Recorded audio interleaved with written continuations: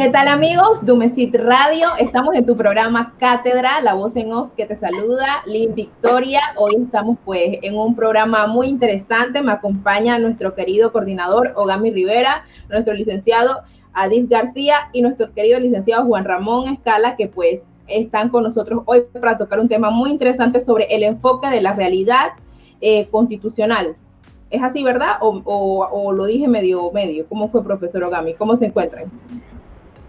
No, Lynn, lo dijo magnífico, tranquila. Y en realidad es como un resumen de un evento que tuvimos el fin de semana pasado, el día sábado 25, entre eso de las 3 de la tarde y 6 de la tarde, contamos con este evento de realidad constitucional, un poquito más largo el nombre, pero para efecto de radio no le dije todo el nombre completo, con varios enfoques administrativo, penal, laboral y familia. Y como este programa es un breve resumen de lo que fue ese evento, nos hemos traído los enfoques administrativos y el enfoque penal con el profesor Escala y el profesor Adit, que como les mencionaba, tras bastidores, el primer programa que tuvimos en conjunto tuvo algunas fallitas de audio y demás, así que necesitábamos revancha, Lynn. Profesor Adit, ¿cómo anda usted ahí siguiendo la línea de Lynn? Muy bien, gracias. Saludos a Ogami, Juan Ramón, nuestra anfitriona estrella, Lynn Victoria.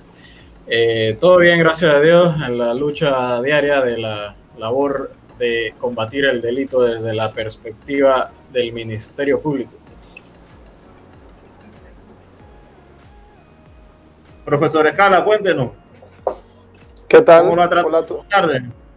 Hola a todos, un gusto estar aquí, gracias por la invitación. Que en esta oportunidad vamos a estar repasando lo que es el aspecto administrativo y lo que está resaltado pues en la Constitución. Excelente, ya conocido lo anterior y considerando que cada uno de los opositores tiene por lo menos 1 a 2 programas dentro de cátedra, pasamos de una vez sin conocer a los invitados, porque ya los que te conocemos, el profesor Adit, miembro del Ministerio Público, y el profesor Escala, asesor de la Junta Directiva de la Superintendencia de Seguros y Reaseguros. Un poquito más largo ese título del profesor Escala, pero válido mencionar nada más para refrescar brevemente el aspecto de ambos y entramos lleno en materia.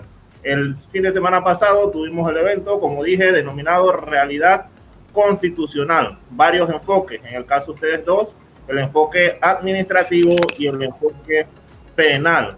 Cabe señalar y aprovechar el momento para agradecer a los más de 250 participantes. El evento de verdad que fue, creo que de los más grandes que he visto en la facultad, si no me atrevo a decir el más grande, porque inclusive el Congreso rondó los 500, pero nunca pasó eso. 250 personas que estuvieron entrando, algunos salían y ahí nos íbamos, pero la realidad es que hubo una alta participación, mucha gente interesada.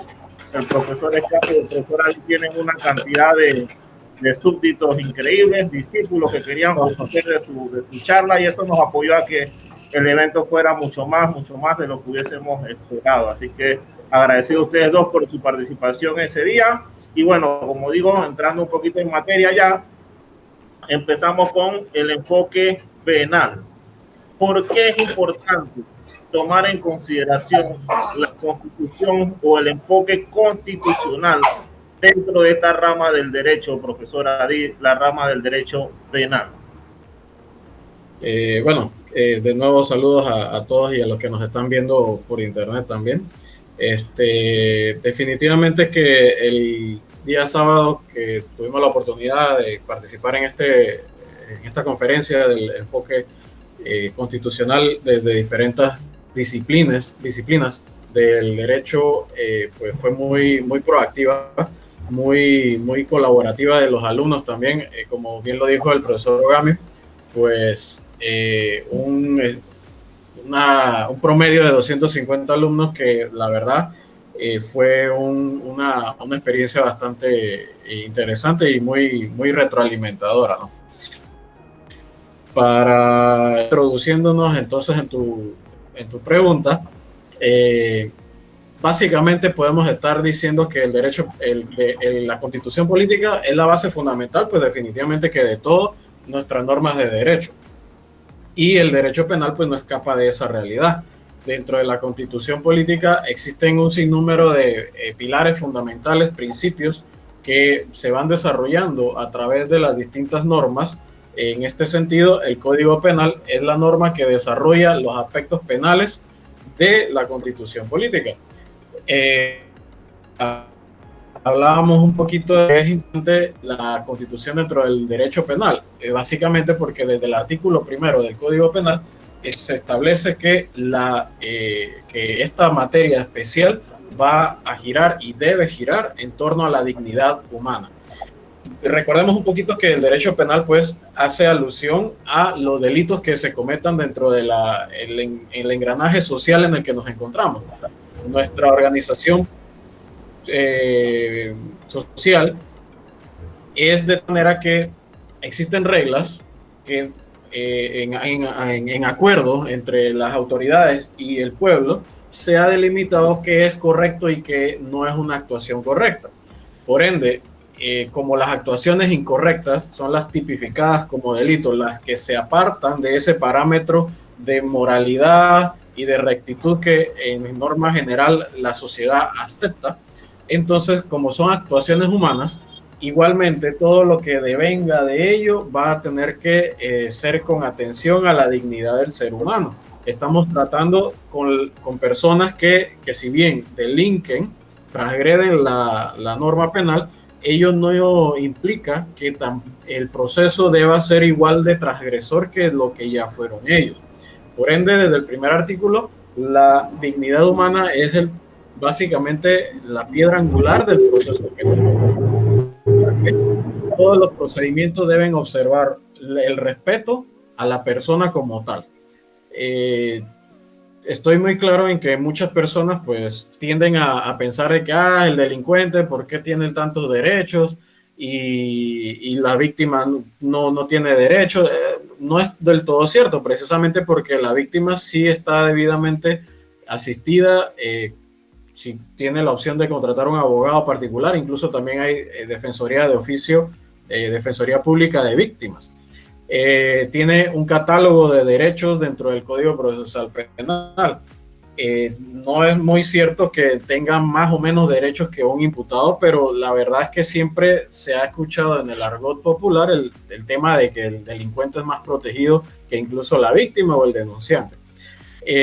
Pero vuelvo y recaigo en el punto de que como estamos tratando con una persona que aun cuando delinquió, pues tiene la garantía fundamental de que se le respete un proceso acorde a los procedimientos que la norma prescribe. Y bueno, también hablábamos no solo de eso, sino que en la Constitución, pues, una norma fundamental que aplica para cualquier rama del derecho es el debido proceso.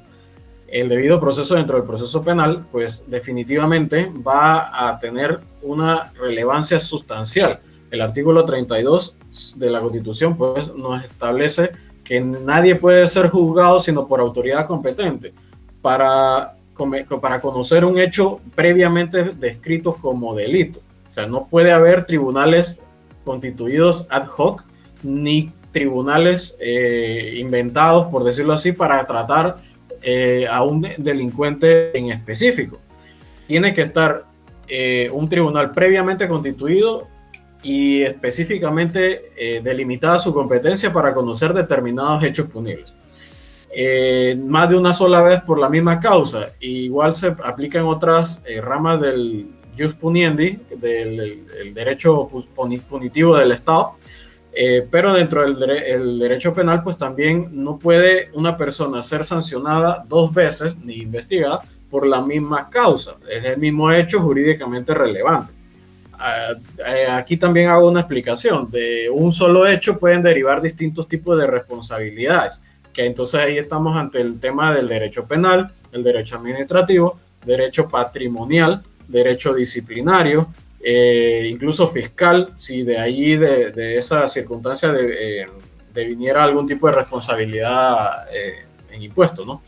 Pero por un solo hecho sí puede haber varios tipos de responsabilidad penal, pero dentro del mismo tipo, varios tipos de responsabilidad, pero dentro de cada uno de estos tipos de responsabilidad no puede ser doblemente juzgado, doblemente sancionado una persona. Si estamos dentro de la rama penal, 2 veces los mismos hechos, ahí sí ya está la prohibición del doble juzgamiento. También hablamos un poquito del principio de legalidad y básicamente dentro del derecho penal significa que todas las normas, todas las conductas que estén descritas dentro del Código Penal y que sean categorizadas como delitos, son delitos. Lo que no existe en el Código Penal como delito, entonces no debe ser tratado como tal. Y allí entra en rigor otro de los principios del proceso penal que va relacionado también con la Constitución política, y es el tema de la última ratio. El derecho penal debe ser adoptado, debe ser iniciado solamente como la última opción que se tenga para corregir una actuación, porque partimos del hecho de que es un proceso sumamente gravoso que implicaría la restricción de libertades personales o de algún tipo de restricción de libertad monetaria en el evento de que una persona sea sancionada con prisión o con una sanción económica. Entonces, si hay otros procedimientos tendientes a poder resolver el conflicto, debe adoptarse ese otro procedimiento, porque generalmente va a ser mucho menos conflictivo y mucho menos gravoso que el derecho penal. Y también hablamos otro poquito de lo que es la ley más favorable al reo. Concatenándolo un poquito con el tema del principio de legalidad, hablábamos que la norma dispone que es delito y que no. Y el hecho que estemos investigando o que estemos queriendo dilucidar debe encuadrar exactamente en lo que dice la norma, porque en el derecho penal no existe la analogía. No puede aplicarse una norma ajena al derecho penal sobre pretexto de que se parece a lo que fuera el delito o el hecho que cometió esa persona. Si no está en el código, no existe, y si no existe, pues no se puede aplicar la tipificación normativa. Entonces la ley más favorable también va de la mano con las garantías fundamentales plasmadas en la Constitución, desde la perspectiva en que la retroactividad en norma general en el proceso penal pues no aplica, excepto de si beneficia al investigado o imputado. En el evento de que beneficie una norma nueva a esa persona, sí puede aplicarse retroactivamente, aun cuando esa persona ya pueda estar incluso condenada, pero si lo beneficia, tiene plena aplicación. Hablábamos otro poquito también ya aspectos procedimentales, más que todo desde la perspectiva de lo que son los controles anteriores y previos para poder nosotros aportar caudal probatorio dentro de una investigación. Y es que el fiscal tiene la potestad de efectivamente de efectuar actos de investigación. Dentro de esa facultad genérica hay ciertas circunstancias, ciertos elementos que al recabarse pudiéramos estar afectando una garantía fundamental de las que están dispuestas en la Constitución política. Creo que daba el ejemplo del tema de la información bancaria, que corresponde a información de tipo privado. Como es información que nuestra Constitución determina como privada, usted abre una cuenta y la información de esa cuenta y de los movimientos que usted tiene no son de conocimiento ni deben ser de conocimiento público, a menos que usted lo autorice. Solamente lo va a conocer el banco y el dueño de la cuenta. Por ende, como es información privada, si el fiscal dentro de su acto de investigación necesita obtener información bancaria de X persona, pues a voluntad propia no puede realizarlo sin que medie una autorización del juez de garantía. Y por eso es que guarda este procedimiento de los controles previos o posteriores, guarda relación con el tema de la Constitución, porque estaríamos afectando una garantía fundamental de las que están prescritas en la Constitución. En ese sentido, en el sentido de que eso ocurra tras la realización de una inspección en la entidad bancaria, a criterio suyo, según lo que ha venido esbozando, entonces el fiscal no tendría la libertad de examinar esa documentación bajo la garantía constitucional de inviolabilidad de la correspondencia, ¿no? O del documento privado, ¿no? En parte sí, en parte no, porque lo que pasa es que como nuestro sistema procesal penal, el Código Procesal Penal ha sido elaborado de tal manera que a los jugadores no les va a decir después de A viene B.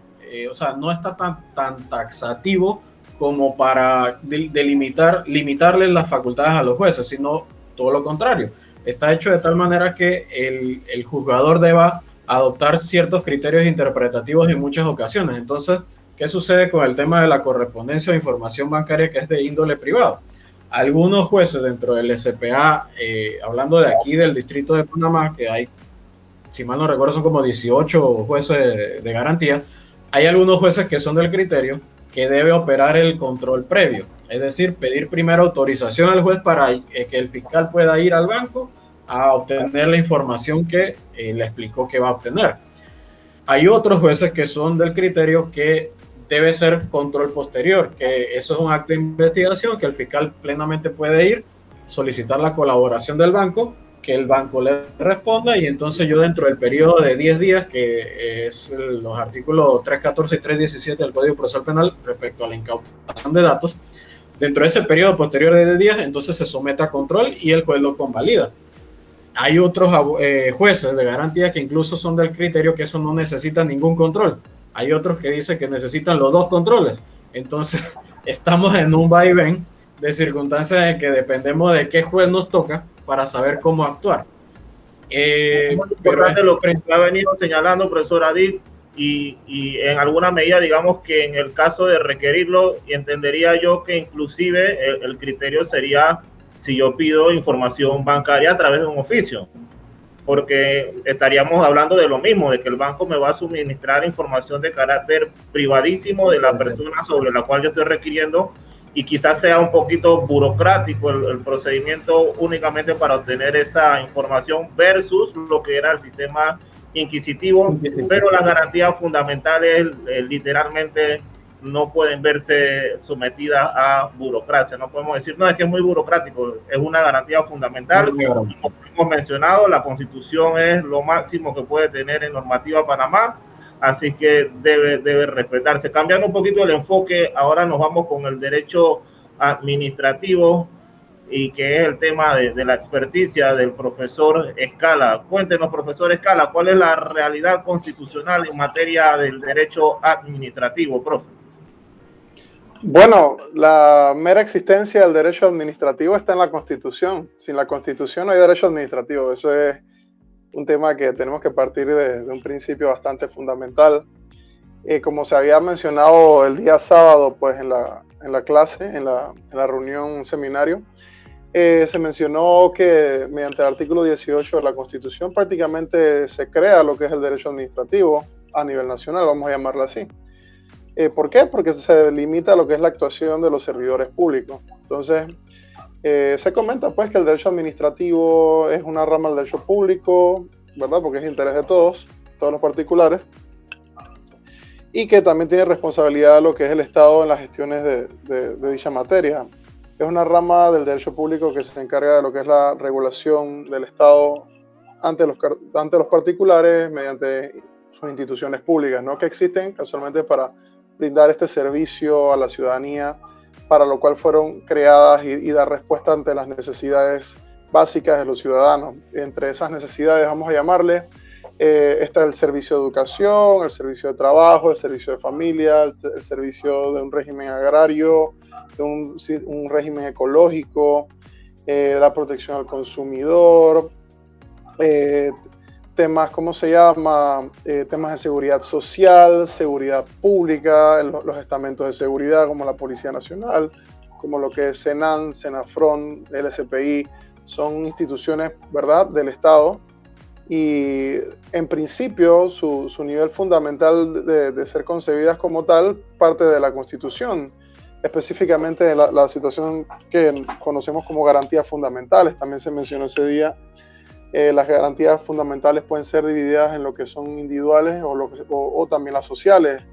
Un ejemplo de garantía individual, tenemos pues el tema de los derechos humanos, como lo ha mencionado el profesor Adip, que así como el derecho penal eleva lo que es la categoría de la dignidad humana, ¿verdad? Casualmente el artículo 17 de la Constitución menciona prácticamente que las instituciones públicas tienen que cumplir con estas garantías fundamentales, con los derechos básicos de las personas, para preservar lo que es la dignidad del ser humano. Entonces es un deber de todas las instituciones públicas resguardar ese principio, resguardar esa situación. Y dinámicamente también diría yo que ese artículo es como el punto de entrada, es como el punto de partida para darle cabida a lo que es los derechos humanos a nivel interno, a nivel nacional, ¿verdad? Entendamos que los derechos humanos son derechos universales, pero las garantías fundamentales o las garantías individuales o sociales son a nivel interno porque están plasmadas dentro de nuestra Constitución como país. Entonces, entre esas garantías tenemos la inviolabilidad del domicilio, la propiedad privada, el derecho a libertad de culto, de creencia religiosa, poder manifestarse pacíficamente, libertad de tránsito, libertad, privacidad en la correspondencia, entre muchas, una importantísima, el debido proceso, que es el artículo 32, ¿verdad? Entre muchas otras. Entonces, son las instituciones estatales las que se encargan de garantizar a la ciudadanía que en efecto esas garantías fundamentales se van a ir aplicando, se van a ir gestionando, se van a ir desarrollando. Habíamos mencionado casualmente desde un enfoque básico de lo que es la relación de la Constitución con lo que es el derecho administrativo como tal. También lo podemos observar en el artículo 2 de la misma, que en pocas palabras indica que el Estado estará organizado, ¿verdad? Y que el poder público emana del pueblo y que el Estado estará organizado y estará gestionado prácticamente por tres poderes, como lo son el legislativo, el ejecutivo y el judicial, que tienen que actuar de manera armónica, ¿verdad? Pues son independientes de sus funciones, son independientes de sus actuaciones, pero tienen que actuar en armónica colaboración entre ambos poderes. Entonces, también se mencionó pues, que el órgano legislativo se encarga de desarrollar, crear las leyes, modificarlas o derogarlas. El órgano ejecutivo se encarga de administrar esas leyes, de hacerlas realidad, de hacerlas efectivas, de crear las instituciones públicas, hacer efectivo lo que se constituye en la ley, ¿verdad? Y finalmente, en caso tal de que la ley pueda verse transgredida, vulnerada, violada, corresponderá entonces al órgano judicial administrar justicia, aplicar el derecho y tomar decisiones que de una forma u otra sean una instrucción para poder hacer cumplir la ley como está establecido. Entonces, definitivamente, tenemos que estos tres poderes del Estado también van muy de la mano con el derecho administrativo, pues siendo que son los que desarrollan prácticamente la organización gubernamental, específicamente el poder ejecutivo, donde se desarrollan y se constituyen las instituciones públicas prácticamente, en su mayoría. Entonces, tenemos que tiene esta carga jurídica de establecer los procedimientos especiales de cada institución en atención de la naturaleza de sus servicios, de la naturaleza de sus existencias, ¿verdad? Se mencionó también algunos ejemplos de, por decirlo así, cómo se desarrolla en la Constitución una figura política en cuanto a lo que es un mecanismo político que debe aplicarse. Utilicé un ejemplo de lo que es la protección del consumidor, por decir algo, el artículo 49 que te desarrolla la protección del consumidor, y ese mismo artículo te marca el principio básico, ¿verdad? Constitucional, es una política de Estado, lo que es la protección del consumidor, que los consumidores reciban productos de calidad, servicios adecuados, transparencia en la información, etcétera. Pero más que nada, mi punto de vista era,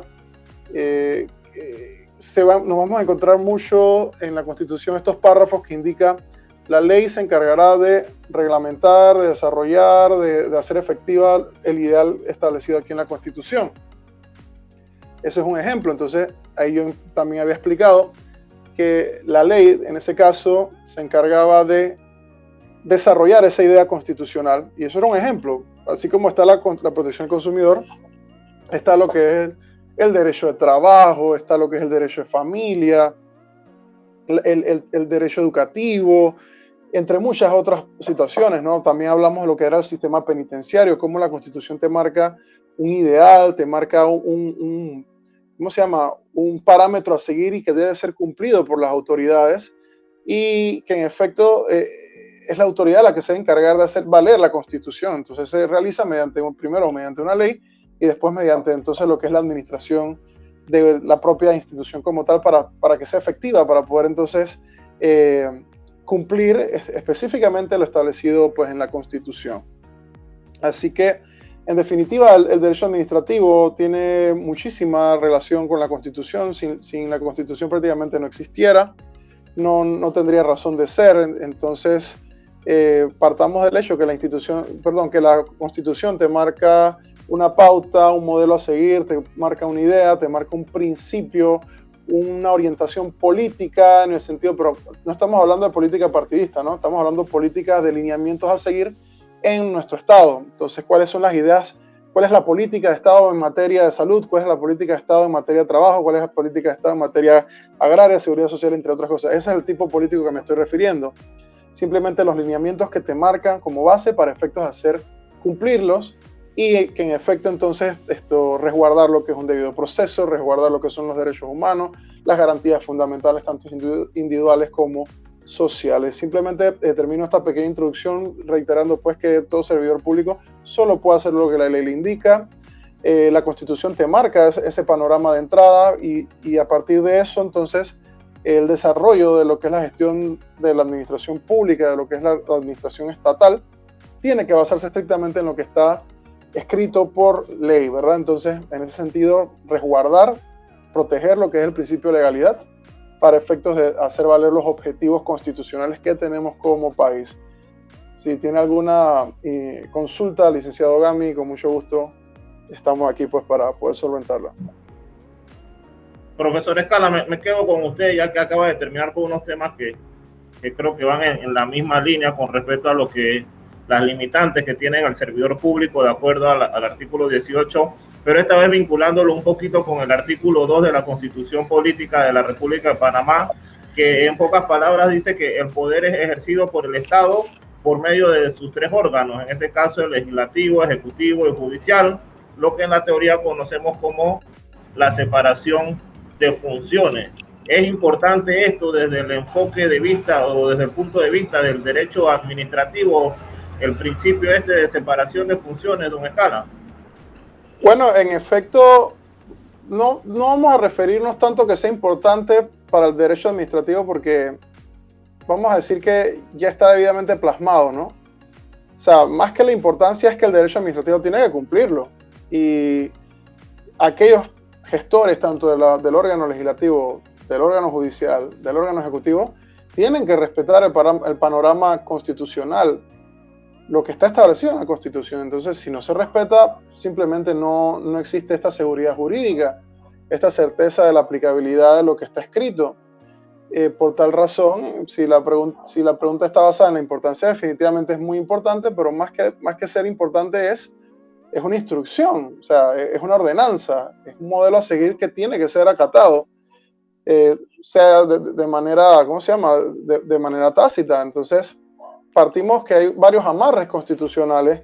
Tenemos ¿verdad?, que empezando el artículo 2 te dice esta separación de funciones, pero que tienen que trabajar de forma armónica. Entonces, hay que respetar esta separación de funciones. Obviamente, el Ejecutivo no debe intervenir en el Legislativo ni en el Judicial, menos en el Judicial, imagínense. El Legislativo tampoco debe intervenir en el Judicial y tampoco el Judicial tiene que intervenir en la gestión de los mencionados. Simplemente hacer cada quien la función que le corresponda, pero de manera armónica y no arbitraria y no, ¿cómo se llama?, y respetando lo que son las normas escritas, ¿no? Sería eso. No, excelente, profesor Escala. Y cabe notar, bueno, que en alguna medida tanto el judicial como el legislativo tienen funciones administrativas, pero son básicas y de trámite regular, ¿no? El tema de las contrataciones, permisos, vacaciones, etcétera. Pero temas, digamos que es lo subsidiario de la actividad principal, que es judicial, y por el otro lado legislativo, la parte legislativa.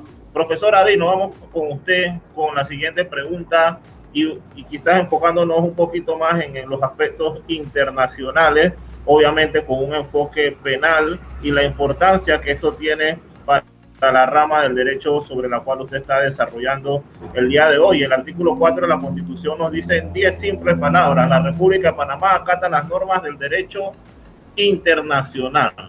desde el enfoque del derecho penal, ¿qué importancia tiene ese mandato constitucional, don Adil? No, muy buena la pregunta, porque primero, bueno, nunca había contado las palabras, 10 palabras. me conozco el artículo, pero nunca las había contado.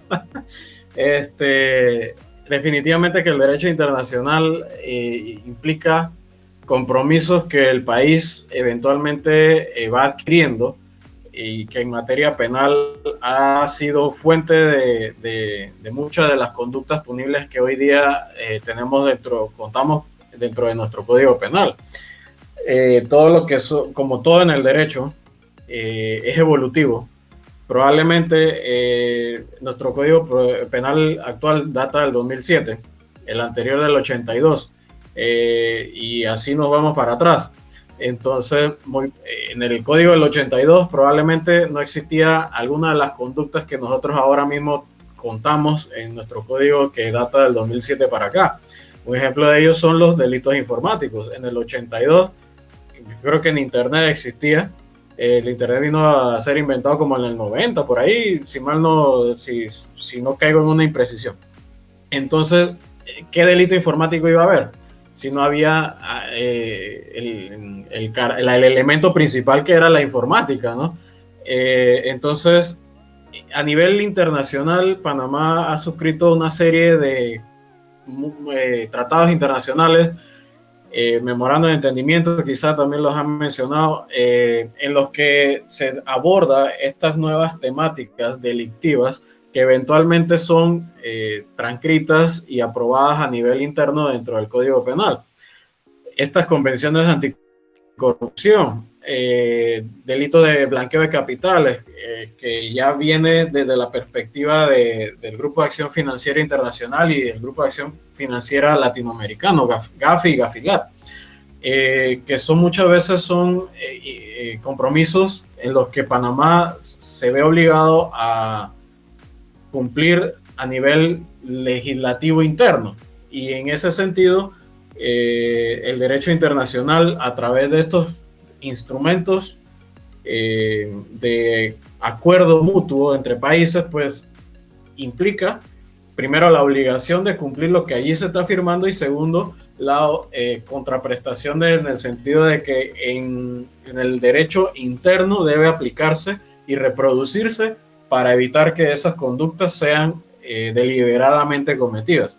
Por eso también daba el ejemplo del tema del lavado de activos. El artículo que habla sobre el lavado de dinero, popularmente conocido como lavado de dinero, blanqueo de capitales, eso deviene de compromisos internacionales. Por ende, con mucha mayor razón, el artículo 4 de la Constitución cobra vigencia dentro del derecho penal, porque muchas de las conductas que hoy día tenemos reguladas devienen de estas obligaciones internacionales que el país se obliga a cumplir a través de esta norma constitucional.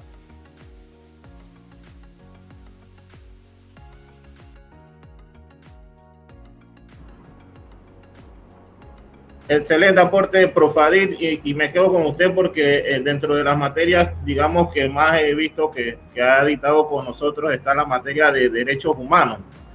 ¿Qué importancia tiene, y vinculado también, porque no deja de ser el derecho humano, tema de derecho internacional, vinculando con la pregunta anterior, ahora la importancia de los derechos humanos en el ejercicio del derecho penal y digamos que no solo el derecho penal, porque usted ha hablado de las dos cosas, sino también el derecho procesal penal, ¿no? No, claro, definitivamente que los derechos humanos son garantías fundamentales que todos nosotros tenemos solo por el simple hecho de ser personas y de nacer en determinada área geográfica. Solo por el hecho de nacer tenemos derechos inherentes a nosotros, como algo tan sencillo como el nombre y la nacionalidad. Así sea que no seamos, nuestros padres no sean de un determinado país en donde nosotros nazcamos, no quiere decir que no tenemos el derecho a esa nacionalidad. Esos son derechos humanos inherentes a las personas. Dentro de la perspectiva del derecho penal, los derechos humanos definitivamente que también tienen plena aplicación, porque tal como mencionaba al principio, el primer artículo del Código Penal te habla sobre que el proceso debe respetar la dignidad del ser humano. Así que ya de por sí estamos hablando de un derecho humano, que es la dignidad. todos tenemos derecho a que se nos trate con igualdad de respeto del que exigimos y brindamos. Desde esa perspectiva, pues obviamente también a nivel internacional se adoptan medidas que van evolucionando poco a poco, que como también mencioné, el derecho no es estático, evoluciona. Eventualmente existen tratados internacionales que procuran evitar, por ejemplo, el trato cruel e inhumano, los vejámenes y los malos tratos a las personas detenidas, por ejemplo, o la trata de personas, que eso también es un delito de los que nosotros contamos en nuestro Código Penal. Las de anticorrupción que mencionaba, la de tema de trasiego de drogas internacional. Todo esto va a ir de la mano con la dignidad del ser humano, porque es un derecho inherente a cualquier persona que se ve sometida eventualmente a un proceso.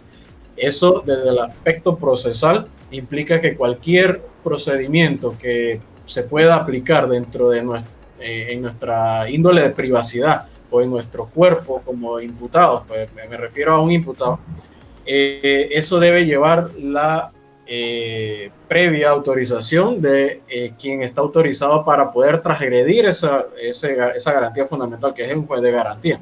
Algo como las interceptaciones de comunicaciones, que es la que no hace excepción. Siempre tiene que haber una autorización previa. Y ahí estamos hablando de una comunicación privada, que también está regulada dentro de lo que son las normas constitucionales. Y que obviamente como derecho humano, pues también existe la posibilidad de yo poder gozar de una comunicación privada con otras personas.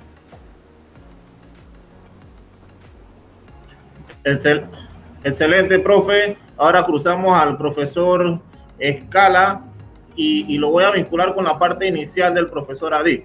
El profesor Adit empezó hablando muy fuertemente sobre el tema de las garantías fundamentales. Y la pregunta iría en ese sentido, profesor Escala. ¿Las garantías fundamentales son exclusivas del derecho penal o están vinculadas al derecho administrativo, doctor? Bueno, no, realmente no solamente son del derecho penal, hay bastantes garantías. Obviamente es que el derecho penal tiene que respetar por la naturaleza de su función. Pero como ya se había mencionado, por ejemplo, nada más para dar un pequeño ejemplo, tenemos que una garantía fundamental individual es el debido proceso. El debido proceso está constituido en lo que es el artículo 32 de la Constitución, en la cual se establece prácticamente pues que nadie puede ser juzgado sino que por autoridad debidamente competente, ¿no? Para poder entonces tomar concepto en determinado proceso, y no más de una vez por un tribunal administrativo, penal o policivo. Este es un principio que se aplica netamente en lo que es el derecho procesal, y estamos hablando que las ramas del derecho procesal están lo que es lo administrativo, lo que es lo penal, lo que es lo de familia, marítimo, etcétera, ¿no? Civil, etcétera. Entonces este es un principio que se aplica prácticamente en cualquier tipo de rama, no solamente en la rama del derecho penal o procesal penal en este sentido. Por otra parte, estamos hablando que, y siguiendo un poquito la línea del derecho procesal general en sí, tenemos que las leyes especiales de determinada rama establecen sus principios y establecen también por así decirlo, las reglas y los procedimientos a aplicarse, y en general todo parte de esa garantía fundamental establecida en el artículo 32 de la Constitución, entre muchas otras, ¿no? Por otro aspecto, si bien es cierto que tenemos que la presunción de inocencia, por decirlo así, es una garantía casi exclusiva de lo que es el derecho procesal penal, al mismo tiempo y dependiendo de las circunstancias administrativas en lo que se pueda llevar a cabo una investigación, también debería tenerse lo que es la presunción de inocencia. Es decir, para poder juzgar y sancionar a una persona, tú debes agotar una investigación previa, y de esa investigación tienen que desarrollarse pues la verdad de lo ocurrido, por así decirlo, para entonces tener la certeza y la aplicación de determinado castigo como está establecido en la ley. Para eso hay una presunción de inocencia, vamos a llamarle al investigado en la faceta administrativa. Así que ahí se reúnen todas las garantías aplicables en materia procesal, ¿no? Un debido proceso, un principio de legalidad, entre, por ejemplo, lo que es la economía procesal, lo que es el principio de publicidad, la inmediación, la bilateralidad de las partes, el derecho a la defensa, medios de impugnación, derecho a presentar pruebas, a que las pruebas sean valoradas. Entonces, todo parte de manera, vamos a decirlo, universal desde los aspectos de la Constitución. También lo que habíamos mencionado hace un momento, la protección al consumidor no es una materia penal. La protección al consumidor, que parte del artículo 49, que es una garantía fundamental individual también, tiene elementos del derecho civil, tiene elementos del derecho comercial, tiene elementos del derecho, obviamente, administrativo y también aspectos procesales. Entonces, es una materia que reúne elementos de muchas otras ramas, ¿no? Por así decirlo. ¿Qué otro tema? Otra garantía fundamental en el sentido, vámonos un poquito ahora a las garantías sociales. Las garantías sociales tampoco es que sean exclusivas del derecho penal. Tenemos que la familia es un régimen, obviamente, que el Estado tiene que desarrollarlo, protegerlo, preservarlo para efectos de garantizar lo que es el progreso a nivel social, a nivel de país, ¿verdad? Por eso la familia es el núcleo de la sociedad. El trabajo, obviamente, es un pilar importante para efectos de generar y fortalecer lo que es nuestra economía, la seguridad social, el tema de salud, que obviamente estamos ahora mismo en la situación en la que vivimos. El gerente de las circunstancias es la rama de salud, la que propone las pautas a seguir, los mecanismos a seguir para efectos de poder tener estas medidas de contención, ¿no? Entonces ahí tenemos ejemplos en los cuales determinamos de que realmente no son exclusivas del derecho penal. Sí hay garantías del derecho penal, presunción de inocencia, obviamente el debido proceso, no puede ser juzgado sino por autoridades penales, ¿verdad? El tema de que te ponga en conocimiento de la autoridad competente en un término no mayor de 24 horas, son temas prácticamente que pueden tenerse exclusivas del derecho penal, pero no todas las garantías son exclusivas del derecho penal. Excelente aporte, profesor Escala. Nos vamos rápidamente con nuestro segmento sentencias para ir cerrando lo que es el programa del día de hoy. 2 preguntitas, uno para cada uno. La primera pregunta se la haría al profesor Adit García con respecto a este tema que ahora se estila mucho y se habla como si fuese de repente algo novedoso y quizás no lo es tanto. Constitucionalización del proceso, del mismo derecho penal y la convencionalidad del mismo, profesor Adit. ¿Qué recomendaría usted para que se apliquen estos criterios? Sí, definitivamente que como tú dices, son términos que últimamente se han venido escuchando mucho más, precisamente desde la experiencia de un sistema mixto inquisitivo en el que, si bien sí existían garantías fundamentales, pues quizás no eran debidamente aplicadas o pues la misma funcionalidad del sistema permitía que el fiscal, por ejemplo, tuviera atribuciones que ahora solo son competencia de los jueces, ¿no? Entonces, recomendaciones, el mismo artículo 3 del Código Procesal Penal te dice cuáles son los principios, entre los cuales está precisamente el que mencionaste, el de la constitucionalización del proceso, precisamente porque son pilares fundamentales que dictan los pasos a seguir. Dentro de ese tema de constitucionalización, lo que implica es que todos los procedimientos deben estar lo más apegado posible a las garantías fundamentales. El fiscal es el primer filtro de legalidad de un caso, por decirlo así. Si una persona llegó aprendida y él debe conocer si fue aprendida con los procedimientos establecidos, como lo dijo el profesor Escala, está siendo tramitado dentro del término de las 24 horas para ponerlo a orden de un juez de garantía, que es la autoridad competente. Entonces, el fiscal debe poder discernir si está todavía en la posibilidad de seguir cumpliendo esas garantías o si en efecto ya se los colocaron a él. Vencidos el término de 24 horas, el filtro de legalidad de él es el primordial, porque él debe desaprender entonces. Así que los principios están, sencillamente hay que hacerlos valer. En tema de criterio de jueces, pues ahí sí que el sistema provoca que sea muy interpretativo y no puede, y la libertad interpretativa del juez no puede ser puesta en duda realmente. No puede uno tratar de obligar a los jueces a que adopten una posición específica respecto a un tema individual, porque estaríamos queriendo meter a todos en una sola vasija, cuando en realidad los jueces tienen libertad de poder decidir conforme a lo que su experiencia, su conocimiento y la sana crítica. Así que realmente es la debida aplicación de los principios, el respeto a las garantías fundamentales que eso implica y pues definitivamente que conocer el proceso para poder aplicarlo bien.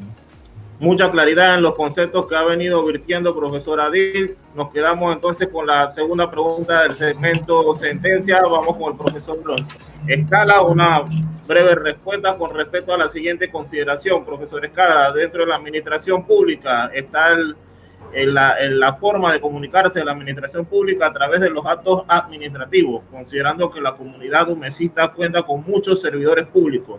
Como abogado profesional en el área del derecho administrativo, ¿usted le recomendaría a ellos para que sus actos vayan lo más apegados posible a la Constitución política?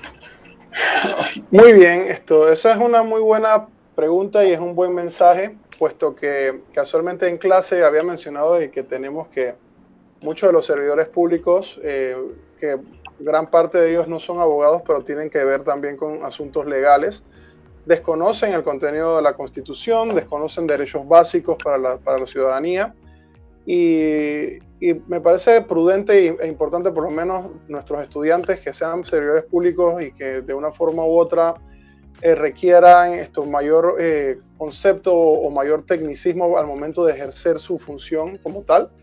En efecto, es importante repasar lo que es el derecho constitucional, leerse su constitución, analizar lo que son las garantías fundamentales. Y también me parece muy importante manejar lo que es la ley 38 del 2000, que es la ley de procedimiento administrativo, y que esa ley te filtra bastante lo que conlleva la aplicación de los procesos administrativos y, como lo ha mencionado el profesor, pues la emisión de los actos administrativos, que es un acto administrativo, no es más que las consideraciones que se emanen de la propia administración pública. ¿Qué quiere decir esto? Pues las actuaciones y la concepción de la voluntad de la administración pública queda plasmada en un documento público denominado acto administrativo, ¿verdad? Que tiene como requisitos ser emitido por autoridad competente, estar debidamente motivado. Esta parte es importante, la motivación del acto administrativo, es decir, que es dar la explicación oportuna y precisa y legal para efecto de la procedencia del mismo y la aplicabilidad del mismo, ¿verdad? Que sea legal, que sea lícito, que esté bajo los parámetros legales. Por eso decía que la ley 38 te filtra bastante lo que es entonces la aplicación del contexto de garantías fundamentales contenidas en la Constitución y que exige y obliga entonces para el trámite y para el día a día pues el cumplimiento de las mismas, ¿no? Entre otras cosas. Así que yo sí les recomendaría pues a nuestros estudiantes que siempre repasen su Constitución, nunca la tengan apartada. Ahí los conceptos están bastante claros, bastante específicos y es importante siempre tenerla a la mano para efecto de lo que vayamos a realizar y también apoyarse con lo que es la ley 38 para los que sean servidores públicos y necesiten este día a día para la comunidad y la ciudadanía. Excelente aporte, profesor Escala, y añadiría yo que aparte de eso, conocer también la legislación orgánica de la institución a la cual representan y los reglamentos, por lo menos los que están vinculados estrechamente con las funciones que ellos realizan, porque resulta que nos encontramos con servidores públicos de 5 a 10 años y no conocen cuál es el norte jurídico de la institución a la cual representan, y eso es lo que a su vez provoca que las instituciones se vean vistas en amparos de garantías, habeas data, entre otros recursos, en su detrimento. Breves consideraciones de conclusiones, profesor Escala. Bueno, el derecho administrativo, el derecho administrativo como tal, simplemente tener en cuenta de que la administración pública está supeditada a lo que establezca la ley. No pueden haber actos arbitrarios, no pueden haber situaciones arbitrarias, que lamentablemente por desconocimiento se da muchísimo a nivel del sector público. Cuando hablo de desconocimiento es que al desconocer estos principios que estamos hablando, el respeto a la constitucionalidad y las normas que están establecidas en ella, existen muchos actos, por decirlo así, porque a mí me da la gana, yo quiero que se haga de tal manera y quiero que se haga realidad y no me interesa el procedimiento y quiero que salga ya. Y entonces ahí es donde vienen los problemas, ahí es donde se abre la puerta para las malas gestiones y que entonces la consecuencia es las investigaciones penales por delitos contra la administración pública y delitos de corrupción. Entonces, por eso el principio fundamental aquí es ser servidor público solamente puede hacer lo que la ley te ordene, y por tal razón, como lo ha explicado también el profesor, manejar la ley interna, la ley especial, la ley orgánica de la institución, la ley supletoria en temas administrativos, que es la ley 38, manejar su constitución, saber el aspecto de lo que es la dignidad en la atención con la ciudadanía, y el manejo también fundamental de lo que son los derechos humanos para no incurrir en ningún tipo de error al momento de determinada gestión en sí, ¿no? Así que esa es la recomendación que yo podría dar. Conclusiones, profesor Adi.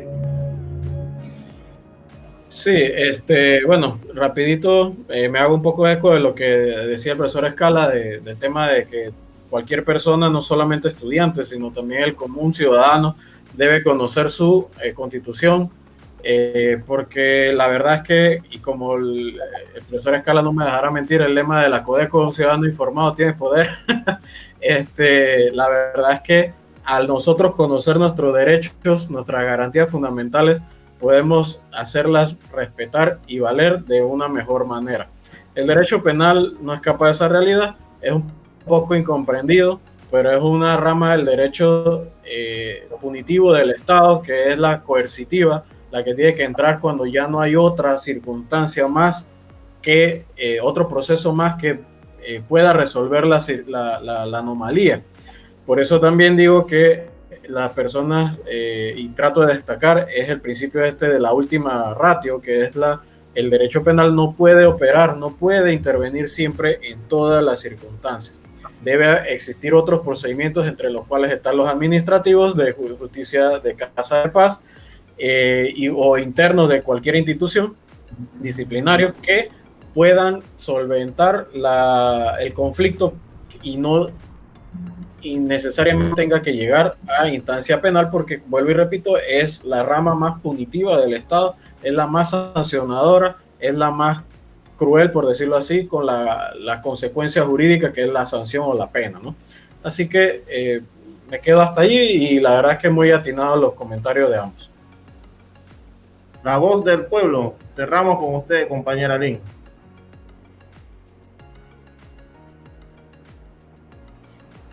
Caramba, la verdad es que este tema es muy interesante, y yo creo que es importante lo que decía el profesor Adi. Me quedo con eso de que todos tenemos que conocer nuestra constitución, seamos o no de la rama del derecho. Yo creo que todos tenemos que estar claritos, y porque muchas veces vemos que pasan situaciones que a veces por desconocer es que pues no andamos claros en nuestros derechos como tal. De verdad agradecida, licenciado, con todos por esta magnífica presentación. Yo creo que siempre cátedra me deja mucho que decir, y sé que pues nuestros radioescuchas estarán muy contentos de este programa. Espero de verdad vernos la próxima semana, y bueno, esto es un programa más. Hasta luego.